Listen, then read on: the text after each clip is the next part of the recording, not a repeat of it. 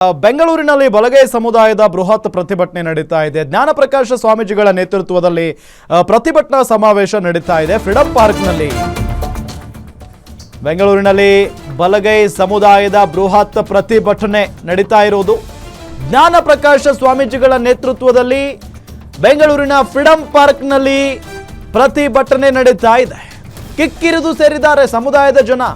ಪರಿಷತ್ ವಿಪಕ್ಷ ನಾಯಕ ಛಲವಾದಿ ನಾರಾಯಣ ಸ್ವಾಮಿ ಅವರಿದ್ದಾರೆ, ಮಾಜಿ ಶಾಸಕರುಗಳಿದ್ದಾರೆ, ಮಠದ ಸ್ವಾಮೀಜಿಗಳಿದ್ದಾರೆ, ಮಾಜಿ ಕಾರ್ಪೊರೇಟರ್ ಸೇರಿ ಲಕ್ಷಾಂತರ ಜನ ಭಾಗಿಯಾಗಿದ್ದಾರೆ ಈ ಒಂದು ಹೋರಾಟದಲ್ಲಿ.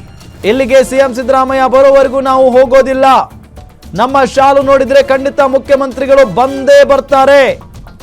ಬಲಗೈ ಸಮುದಾಯಕ್ಕೆ ಆಯೋಗ ಹಲವಾರು ರೀತಿಯ ಅನ್ಯಾಯವನ್ನ ಮಾಡಿದೆ, ವೈಜ್ಞಾನಿಕವಾಗಿ ಸಮೀಕ್ಷೆ ಮಾಡಿದ್ರೆ ಎಲ್ಲವೂ ಕೂಡ ಸರಿ ಹೋಗುತ್ತೆ ಅನ್ನೋ ನಿಟ್ಟಿನಲ್ಲಿ ಮಾತಾಡಿದ್ದಾರೆ ಶ್ರೀಗಳು. ಈ ಮೀಸಲಾತಿಯ ವಿಷಯವನ್ನು ಇಟ್ಕೊಂಡು ನಮ್ಮ ಪರಿಶಿಷ್ಟ ಸಮುದಾಯವನ್ನು ವಾಡದು, ಅವರ ಶಕ್ತಿಯನ್ನು ಕುಂದಿಸಿ ಇವ್ರು ಏನೋ ಕೇಳಬಾರ್ದು. ಏನಾರ ಕೇಳಿದ್ರೆ ಎಷ್ಟು ಪರ್ಸೆಂಟ್, ನೀವು ಏನಾರ ಕ್ಲೈಮ್ ಮಾಡಕ್ ಹೋದ್ರೆ ನೀವೆಷ್ಟು ಪರ್ಸೆಂಟು, ನಮ್ಮನ್ನು ಕುಗ್ಗಿಸ್ತಕ್ಕಂಥ ಕೆಲಸವನ್ನ ಮಾಡ್ತಾ ಇದ್ದಾರೆ.